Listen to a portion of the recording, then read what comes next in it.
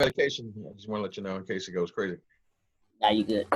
What's up, everybody? It's your boy Leroy McKenzie Jr. coming to you for the Authors Showcase for the National Black Unity News paper. Coming to you, bringing you some of the country's best authors, best writers, best thinkers, to give you and to showcase them in what it is, what they bring and do best. We wanted to bring you some of the brightest, some of the great orators and writers that the country can bring to you. And we thought it would be a great opportunity to be able to have them share their mission, their message, their movements, their motivations for why they write, the stories that they tell, and the impact that they're having with the books that they do write. Today, we have on this episode, we bring to you on this showcase none other than Pastor Stephen Musicman Taylor. I got to get that right. Got to make sure that's right. I don't need him jumping on me to make sure I get that right. but Pastor Stephen Musicman Taylor, and we'll get into the Music Man in a little bit. But we wanted to bring him on to the showcase to be able to have a conversation. And don't mind us if we start to laugh and get a little crazy, because we know how our conversations can go with us. But this is a great young man who has just a phenomenal message. He has he is an author, he is an entrepreneur, he is a musician, and he is someone who is dynamic in all aspects of what he does. So I want to welcome to the Author Showcase, Pastor Stephen Turner. How are you, sir? Oh, I'm blessed, sir. Blessed and highly favored. Oh, I forgot radio host too. I can't leave that out. He's radio host as well too. So we'll talk about all those things on here. Thank you. I appreciate it. Absolutely. So let's just start off, and I'll have you talk a little bit about. Just start off by talking about who Stephen Turner is. If you can introduce yourself to the viewing audience, that would be great. Well, thank you so much, Professor. I am a product of Baltimore, Maryland. Proud to say that.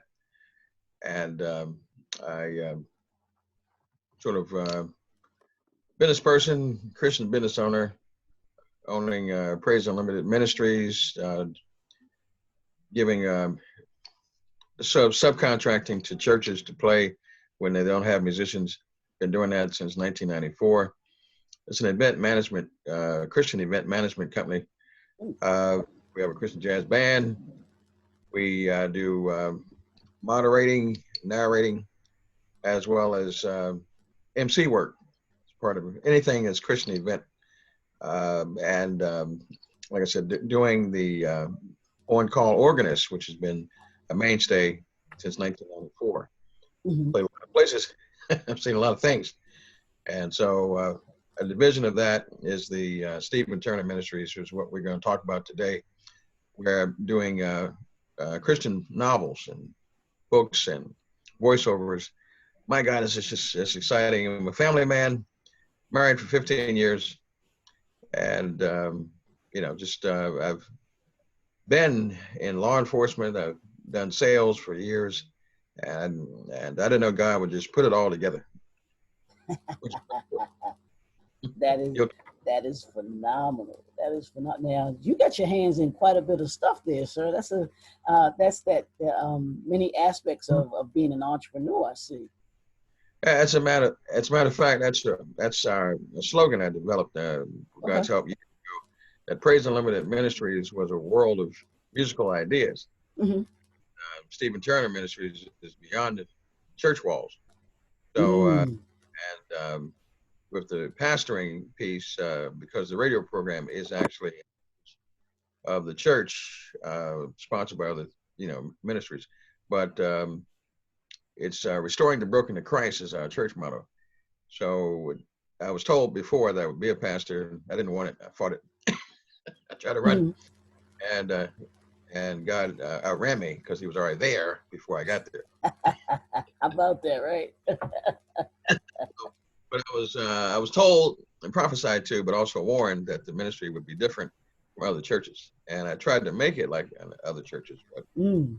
after 3 or 4 years, God decided to do something different, and I was challenged actually by, I call him Sir David Murphy, Mhm. the CEO of National Black Unity News, when he challenged me about doing a podcast. And I Okay. said, I do a podcast because I don't know what I'm doing. I'm technically challenged.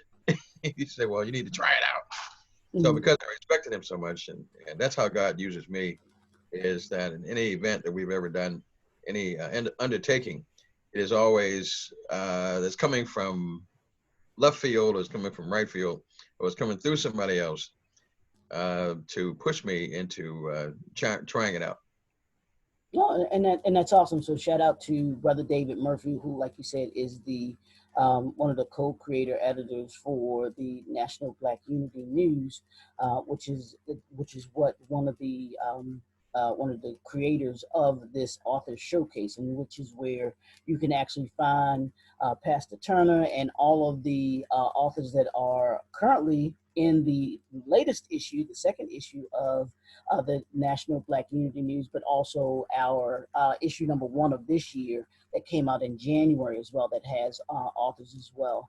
And you can check out the for the interviews, these type of interviews, you can see the other authors as well on the YouTube channel, the National Black Unity News YouTube channel. So shout out to Brother David Murphy for actually being the encouragement behind you, and going into podcasting and doing those things, because you do have a radio voice, and I'm sure you've been told that before, that you have that radio host voice, which I think is really great. Well, thank you. In our discussion with Sir David Murphy, I told him that I had actually been on radio as a co-host in 1997 with a friend of mine down in Mm-hmm. Glen Burnie. It was a program about just musicians, and Okay. it was called The High Note, as it was Mm-hmm. called. And then in 2000, the owner of the station called me. I don't know how he found me. I was working for a music store, Okay. had a big fancy title and a department of one. It's amazing. And the Orin Music, that's what it was. And he Mm-hmm. called me about coming on air and being on five days a week, 4 hours a day. And I said, "Are you paying me?" No, I can't do that. There's too much work, sir. I don't have time for it. So I put the phone down, and God, Spirit, hit me on top of my head like the upper room, and I grabbed some papers, started writing out, and I found out I had a program without a title. Mm-hmm. So I called around and eventually came up with the program called the Artists in Unity Radio Outreach, which was about 15 minutes of the truth when it comes to music in Baltimore, and Christian music, ministers of music. Okay. And after that, I went to Radio One with B. Gaddy's daughter, who tried to get me to go and sign up in 2006. And I said, no. God touched me on my shoulder and said, "Hey, you forgot something. Go to the car." I went to the car. As I came up the walkway, as it kind of goes up to heaven and elevates, he said, "Listen, I'm trying to do something for you, and so you can be a blessing to other people. You will do this. And I want you to go back in there and tell them yes. You've been telling them no. Go back and say yes." And I went back and put my head down and said yes. So 2 years, we brought in national artists, we brought in pastors, we brought in business leaders, and regular folk who just loved God, and had the first Christian talk show on 1010 AM WOLB, and met a lot of people there. So this is kind of the training ground to get to this podcast, which is called Elevation Radio One. And the name actually means what it says. We're going to elevate, promoting positive people doing positive work while serving a positive God whose name is Jesus. And I often say, if you don't like that, you need to turn the channel. Absolutely. Now, with doing all of that, with doing the radio, and starting off with the radio, being a pastor, playing music. What got you into writing? What brought you to that aspect of what you do now? How'd you Well, get I would started say, writing? thank you for asking me. I would say actually tragedy got me there. Okay. February the 7th, my favorite aunt died in 2007. February 8th, my mama died in 2009. And then my step grandmother died May 9th of 2010. And my best friend, Pastor Will Smith, musician extraordinaire, pastor, died. I didn't know he died. And when I called his wife to see how he was, when I heard he was sick, she said, he's gone. Oh wow. So one of my friends who was a part of the church, who encouraged me to start the church, Prophetess Carolyn, said to me, Johnson, I'm sorry, said to me that you need to, do some writing. You need to get this pain out your system, out your heart. And I said, I'm too busy. I don't have time to write. And she said these words, which I never forget. And I'm sorry, I don't mean to ethically, insult anybody. She said, Negro, you need to make time. And it caught my attention because I said, well, you insulted me, my God. So I thought about it. And then I said, well, yeah, I've been kind of writing at it in school and high school and all that. Just never went through with it. So I tried it. And with the aid of the computer and God, one day she said, write a chapter a day and don't tell nobody what you're doing. Because if they tell them, they will try to, they will accidentally or spiritually or whatever, may say something to discourage you. So you don't need that. Yeah. So I kept it to myself. My wife would come in the office. What you doing, sweetheart? And I'm like, I'm not, nothing. Just cut the screen off until I finished it. And then I showed her picture that she was going to be in the book. And then everything was fine. Okay. Now, how many books have you written? Well, I've been blessed to write 2. It was prophesied that I would write 3. So I've got 1 more to go. Matter of fact, there we go. Hold them up just a little. Yeah, hold them up one by one into the camera. Now, that's the one we're going to be talking about today. The other pulpit. And then the other one. Alrighty. Hold up the other one real quick, too. Take it down? Yeah, hold up the other one as well. So those are the one is stormproof, and then the other one is the other pulpit, and that's the one that we're going to go into today. So let's talk a little bit about the other pulpit. What brought you to write that one? Is that the one that you put together with all of the tragedy and everything? Yeah, this was born out of tragedy and trauma. Well, give that full title though, because it's more than just the other pulpit. We'll talk about how you came up with that title, but what's the full title? The other pulpit, with the subtitle to it. All right. The main title is The Other Pulpit. The subtitle is Life Lessons of a Leader. So tell us how you came up with the name, and then let's talk a little bit about what the other pulpit, what the book is about, and then we'll talk about what the other pulpit means. All right. I would say that I have always been, music was always big in our house, gospel music. Okay. And it's what I woke up to, because my mama was a choir directress and president of a choir and a renowned psalmist, singer here. So I woke up to that, and she would instruct me on, if I'm playing too loud, playing too fast, not talking, getting the notes to talk. And I've got my first lessons when I was about 4 years old, actually. Wow. Okay. She had brought in a private instructor to teach me classical music. So the title, The Other Pulpit, I always looked at the fact that I say in the Bible that the priest was always accompanied when he was being effective by the Levite. It was priest and Levite, and it said in the scripture that they could not even when the priest couldn't perform in the sanctuary, the Levites came in because they were more pure in heart to help them. when they got the cloud in the temple. So what I'm saying is that the wooden pulpit, the polymer pulpit, is nice, but over on the right hand side is the other pulpit, which is the Hammond B3, the digital keyboard, because supposed to be working together. God always operates in duets and not in solos, as I often say.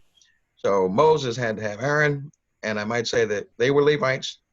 I don't teach this, but Christ himself, the lineage of David, David was a Levite, and then so forth was our Savior, Christ, a Levite.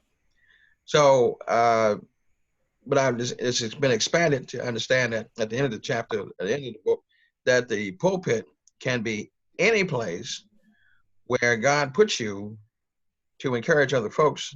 I've seen a pulpit in the social services building. I've seen it in the unemployment building, if we could ever get there like I used to. I've seen it other places, on the parking lot. I've seen it actually in Target when the church is there, wherever the church goes, on the feet, in the heart. Then as you speak to someone, as the Lord blesses you and anoints you and gets them to listen to the words of salvation, that's your pulpit. Yeah, take advantage of it. Now, how significant is that? And that's why I love the title of the other pulpit. How significant is understanding what you just said, that the pulpit is more than just inside the building of the church on a stage? How significant is that in this time where most most churches, and I'm going to say at least 98, 99% of church buildings are closed. But the preaching and the teaching has to go on, and it's going on virtually now. How significant it is understanding that the other pulpit, that it's not just the building, it's actually, like you just said, it could be at Target, it could be at Walmart, it could be virtually like we're doing right now, it could be the music that people are hearing. How important is that in this day and time where people having to be home and quarantined and not being able to go to a physical building, but you still be able to reach them in the pulpit of where we are right now? Well, it's significant, and it's life saving. It actually goes back to the Ark of the Covenant, which was the church at that time, in terms of the fact there was a body of disciples of Christ, and God would come in and actually reside with them as they carried him wherever they went. So he was already been a mobile God, always in the elements. And when he came to earth, he was actually, he didn't stay really in a synagogue. He went out as an itinerant preacher, healing folk and going into the neighborhoods and the ghettos and places other folk didn't want to go. He was mobile. And so it's imperative that we be mobile to do what God wants us to do and not be hinged up, because if you just stayed in the house of worship, which is the building, then you could get bombed, it could get knocked off. But it becomes more powerful, if you thought about it, that we actually become mobile and optimized to the fifth and highest degree, so we can go and affect more change, because the devil is mobile. And if you don't believe that, the trouble will find you everywhere you go, and he's there to destroy, to kill and destroy. So the children of God have to be mobile, have to be fearless and warrior-like, so that we can take it to the streets and move it. Matter of fact, in our church we did that. It was called Faith Walk, and the idea what God gave me was to go over and talk to some of the neighborhood drug dealers, and I said, I don't want to go to God because I'm disabled. I have a broken leg. My whole right leg was broken. My ankle. I was in basically a full cast. And I said, I'm no longer a city police officer. I don't have a Glock. I don't have 17 in the chamber. I don't have. You can't call on the radio and get 3,900 other officers to come help me. He said, you don't need those. You got me. Get your butt over there and tell them what I told you. So I did. And so from there, I said, well, we can just go on from here and have 14 pastors. If I could find 14 strong pastors to go on 14 corners and pray over these corners and pray the devil off these corners and offer job solutions and kill unemployment, we could probably take over the city in this respect. We're going to change Northwest Baltimore where our church is located. But I found other churches were too afraid to go out that were in the building. So I had to actually ask God to help me, and we had to import pastors, fearless pastors from across the city. And we did that for 3 years. And I tell you, it was probably an unusual experience seeing the worship leader, Evangelist Gene Barnes, walk in front of us doing the praise dance out in the street on a Saturday in the daytime in the sun, and how a parade of evangelists and prayer warriors and intercessory prayer warriors and regular folk coming on down the street, praising God and stopping on every corner to pray. There was no drug dealers to be found. There was no crime. We effectively, with God's help, changed that area. And that's the unusualness of the prophetic ministry. And you can have prophetic ministry in music, which is called minstrels. Now, what's the message that you want the reader to come away with from when they read the other pulpit? What do you want them to take away from when they read the book? The central character in this book is my mother, and I wanted to show that in 1960, in the 60s, even though that being a single mother was not popular, that in the world of turmoil, because I also talked about the assassination of Martin Luther King and the riots and the turmoil about that, and the struggles that she went through, she was adamant. She had a vision from God to birth out a leader. And so it just goes about the struggles between them not trying to be a leader and trying to fight the call, because many of us are called, and it's if you were chosen, but the called always seem to be fighting to avoid the work. And so in developing the book, it just shows how you need somebody. Say, well, most of us say we're heard to say that we're one person away from being into our destiny. And so that one person on the earth is imperative and important. We don't want to shun the person. We don't want to run away from them because they have an assignment. Their assignment is to plant the seed. And it says somebody else comes along and waters it. And it said that God gives the increase. And so if God's going to increase it, you've got to at least embrace the person that God is sending to you to help you to develop. And I wouldn't be sitting here today if it wasn't for her love, wasn't for her kindness, wasn't for her vision and her determination to take a stubborn, hard-headed young son and actually put into him the tools. So these are each chapter is talking about a life lesson, which I didn't understand then. I thought it was horrible. There was just something I couldn't even get along with, but it was teaching me discipline and training and actually helping me to survive even at my tender young age today. So that's what I'm saying. It's something for the mothers, single mothers, to be encouraged that they stay with God. Their children can make it be successful. It's something for the children to say, hey, listen, this is why she's doing it, because God is in it. Okay, it's something for the corporate person for development so they can develop their sales reps, so they develop young leaders. So everybody gets something out of it. And we have some humor in it as well, because humor was also big in our house. That's awesome. Now, what's your definition of leadership? Because you talked about that in the subtitle that's in there. But how do you define leadership? Well, you can't be a leader without being a good follower, and you can't follow unless you know and have faith. So you have to be, I would say, as they say, preferred when you were applying for a job, preferred that you actually have a relationship with God. That's imperative, and it's primary. You also have to love the people. You have to love the people. And we can look at today, I hate to go here, but we can look at bad leadership No, we know, but you need to be honest about that and look at and understand what is bad leadership and what is good leadership, because everybody that holds that title is not a leader. Yes, and so I will say it because you can't say it. I'll say it. When I look at leadership today, who has the title, Donald J. Trump, I see bad leadership because he doesn't take a responsibility. He doesn't do any forethought, doesn't plan.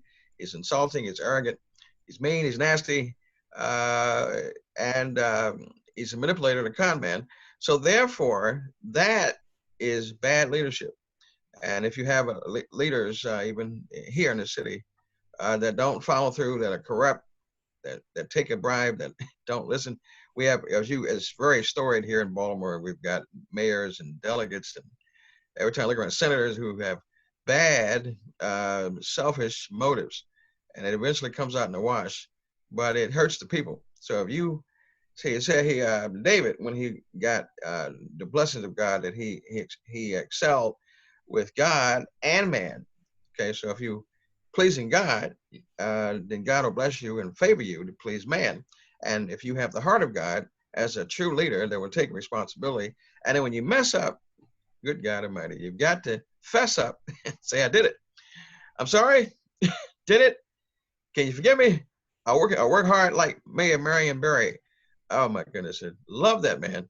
He helped a lot of African Americans to get jobs, and when he messed up, he fessed up, and then they reelected him, Right. because Absolutely. they knew his heart was for the people.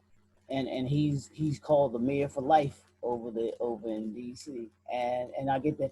And here's the thing too: you talk about bad leadership, but there's also bad leadership in the church as well, because I heard Pastor Jamal Bryant said this on a podcast that I was watching him on yesterday. He said you can't be righteous and irresponsible at the same time, and I thought that was a powerful statement. I was like, wow. And it applies to this, and like I said, understanding the what leadership is, what a leader is, but then also the other pulpit, understanding that we are more, that Christ's ministry was more than just in the building. It was outside of the building so that they could do what we should be doing, like you were just saying, doing the work in the neighborhoods, doing the work in the communities in order to be able to make people better.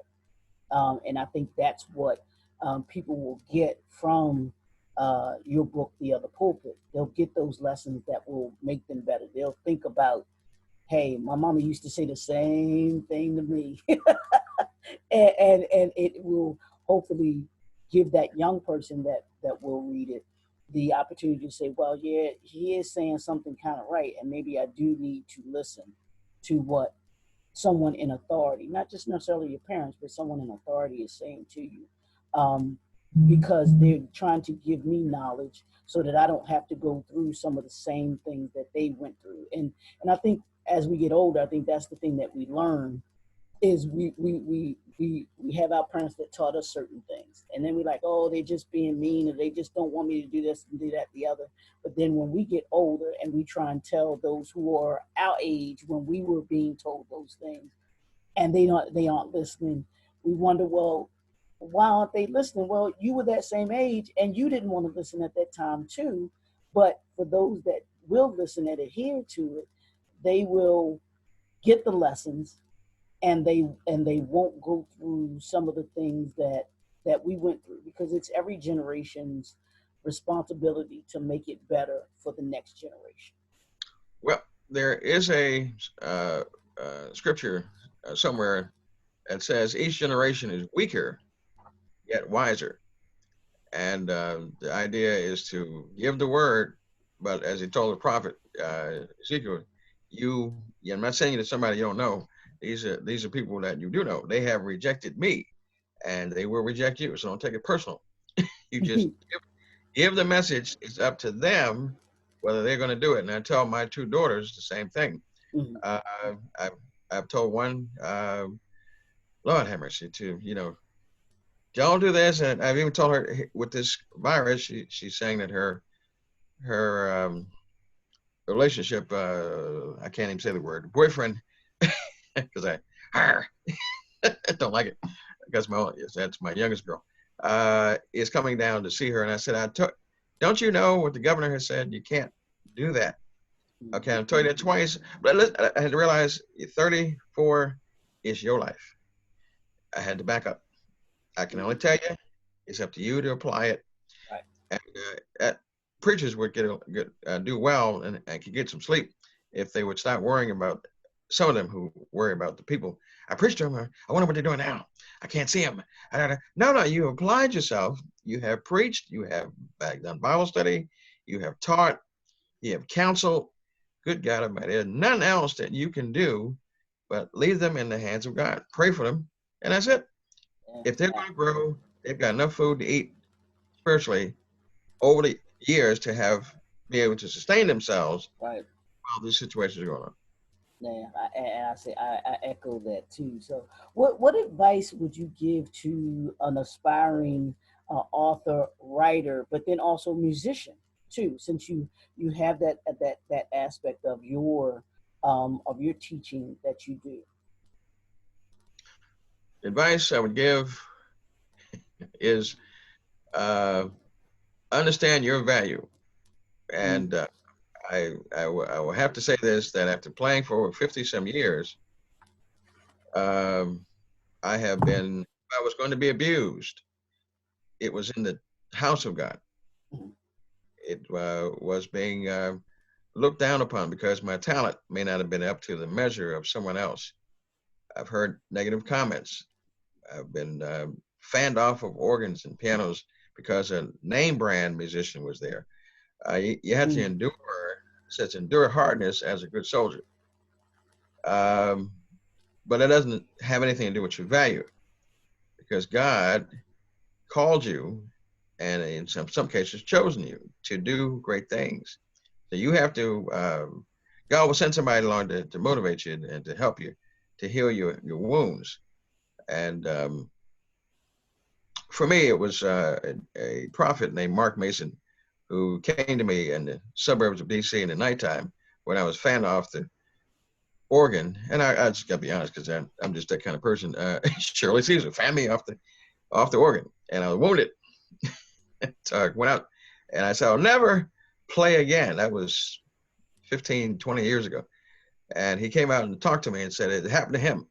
And that kept me motivated. And I will never forget the blessings of God and this prophet who lives in North Carolina, who's been my friend for years. So there's somebody that God's going to designate to help you. And that's important to know. Your time will come. Your time shall come. And you've got to be able to tell yourself that, and hang around some other good people who can really sing or play or write, learn some things, study, and do the best you can, and then ask God for the increase, like Jabez. Absolutely. Yeah. So what's next for Pastor Turner? What do you have going on right now, or coming down the pipe? Well, we have a segment on the Christian podcast, Elevation Radio 1, which will be on this Saturday at 5:30. Nate the World Changer, I'm sorry, who is a gospel rap artist extraordinaire. I saw him free flowing on Facebook, and I reached out to him. And then on the 25th, we have the 7th Congressional District candidate, Professor Tori Rose, who will be on our program with actually another celebrity VIP publisher. I think his name is Leroy McKenzie. Yeah. For a whole hour. Good God, it 60 minutes. And I must say... an hour this time, huh? Yeah, I snuck it up on you. All right. When you have this type of legendary VIP-ish and celebrity-ism, you've got to hold on to it. And with me, helping me out, is the First Lady, good God Almighty, of Destiny Changers Deliverance Center and Praise Unlimited Ministries, my lovely wife, Lady Leora. Because when you say her name, just beauty just pops out. She's got I like that. I like that. a wonderful Facebook page herself called Designs by Leora, because God gave her the gift of designing and Hmm. cooking. And Interior what kind of designing does she do really quickly? Oh, she does interior decorating, Oh, okay. and most of the events that we've had, which you didn't come to because you were too young, had a curfew. She designed the interior for the party, Oh, okay. Christian Gotcha. Gotcha. praise parties. Yeah, definitely. Gotcha. Oh, cool. Now, how can people get in contact with you for a couple things, to purchase the book and then also to hire you to for mission for me to be a musician at a at any type of event, or even speaking for you to preach right now, Pastor? All right. Well, they for the Christian books of the other pulpit and stormproof, they can go to www.stephenturnerministries.com. You can also go to www.jnfenterprises.com. Yes. And for the hiring of the musicianal standpoint, organist, keyboard player, pianist, or soloist, because I do sing as well, God bless you, is www.theoncallorganist.org, oncallorganist.org. And if you want to go higher, after you get to see the videos and some things, you can go to www.aworldofpraises.com. And we have our um, contractual agreements there that you can download. And we do that so that no one can be held in forgetfulness. It helps to make everything clear. And God bless you. Been doing it for years. And that's a blessing. Ab- Professional. That Absolutely. this is So, a registered business in Maryland. Pastor, I want to thank you for joining us on the Author Showcase. Please don't forget, everyone, you can tune in to his podcast every Saturday at 5:30 p.m., correct? 5:30 p.m. Elevation Radio. You can check out his Facebook page. It'll have the I guess the phone number or the call-in number for you to be able to call in and listen in to the show as well. You don't want to miss that. So, Pastor, you have any parting words before we close out really quickly?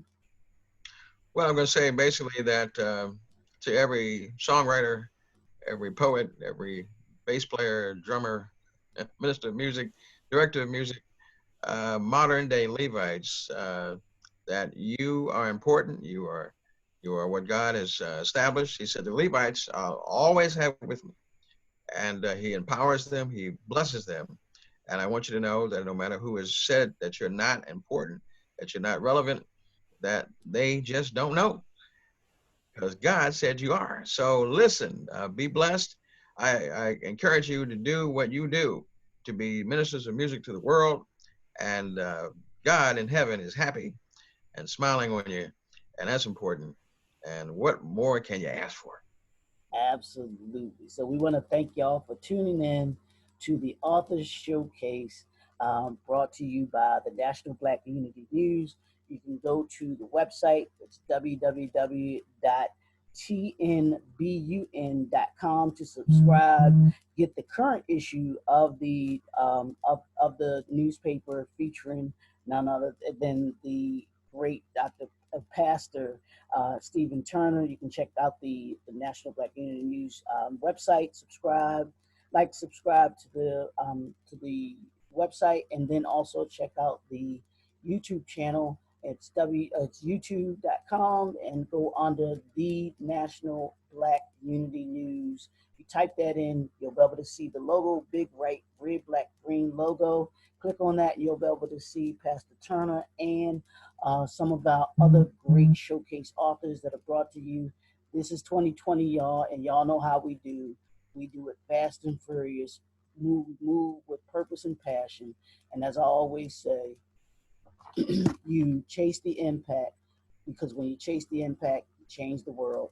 And these are the showcase authors, are some of the impact chasers, because they are changing the world. So we thank you all for tuning in, and we will see you all next time.